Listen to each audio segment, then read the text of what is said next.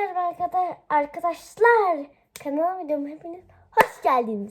Bugün sizlerle beraber sulu boya ve vs pastel boya yapacağız. Bir bu var.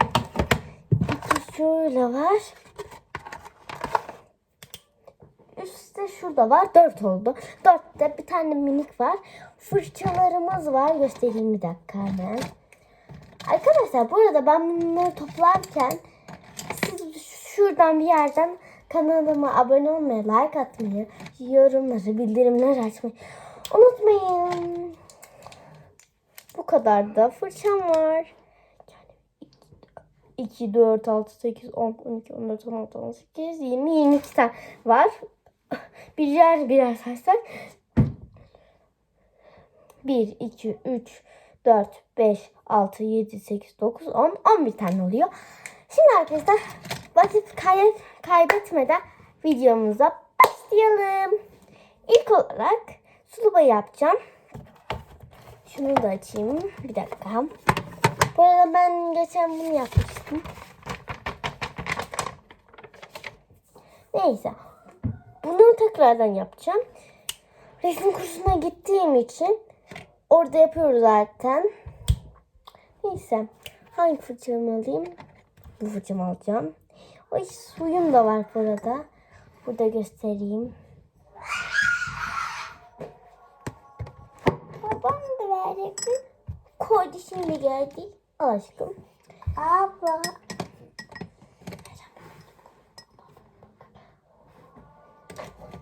Neyse arkadaşlar. Şimdi başlıyoruz. Şimdi. Eren şu küçüğü versene inceleri. Sulu boyalı. Ama Eren bana çok lazım. Mor lazım özellikle. Neyse arkadaşlar hadi başlayalım. Benim morum bittik ya. Benim tükenmiyor. Sen ne yapıyorsun burada? Sen bunu çizeceksin. Hayır bunu çizmeyeceğim. Başka çizeceğim. Neyse arkadaşlar başlıyorum. Çok güzel bir mavim var. Onunla başlayacağım. Benim maviyim. Şurayı da atma lütfen. Şunu çeksene. Lütfen. Ben de yapmak istiyorum. Onları annem yapmış. Maalesef çekemem. Çekemem. Neyse arkadaşlar. Biz devam edelim. Oradan gitti. Neyse. Çok ses çıkartma.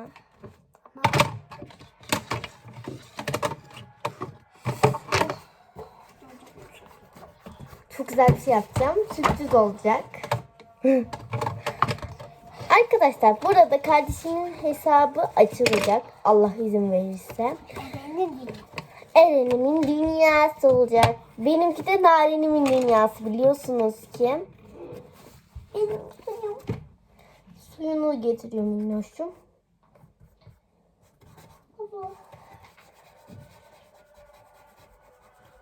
7 yaşında 1. sınıf. Adı Eren. 2. sınıfa geçecekmiş. Çok mutluyum. 2. sınıfa geçecek. Heyecanlı mısın minnoşum? 2. sınıfa geçeceğim. Evet. Burada iki kolumda yaraladım. Bakın. Gözükmüyor olabilir ama siz izlerken gözükür bence.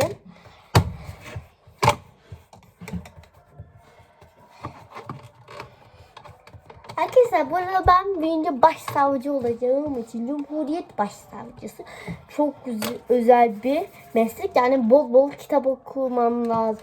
Benim bir tanem 215'lik sayfalı bir kitabım var. Çok güzel. Adı Kızıl Dosya. Kardeşimin de var aynı. Onunki de 115 sayfalı. Adı da Mavi Yakut. Bu mavi. Dur şu mavi yakut. Mavi. Çok güzel. Yakut elmasın elmas diyelim biz ona. Elmasın tamam. Ona yakut da diyebiliriz. Bilmiyoruz arkadaşlar. Ama biz yakut da diyebiliriz. Elmas da diyebiliriz. Ama benim kardeşim artık yakut diyor. Onu öğrendiği için. Ben de bilmiyordum. O yüzden öğrendim. Ondan öğrendim yani. Özür dilerim. Ya, boşu yaptım.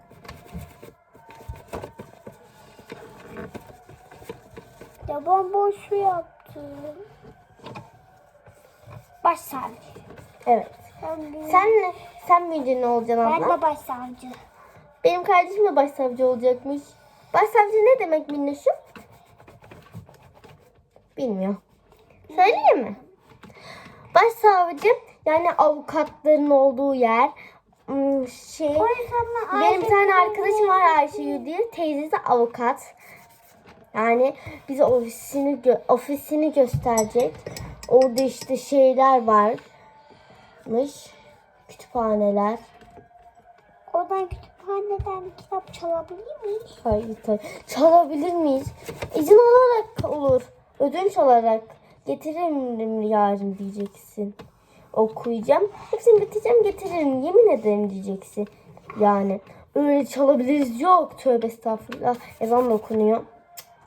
Hırsızlık çok kötü bir şey yani. Kardeşim benim.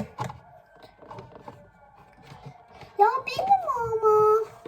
Bilmiyorum ama. Benimki benim. Sen en çok kimi seviyorsun okulda? Kutay mı? Kutay. Kutay en sevdiği arkadaşı sınıf annesinin Tuğba. oğlu. Adı Tuğba. Tuğba teyze diyor. Ben de diyorum. Sınıf annesi.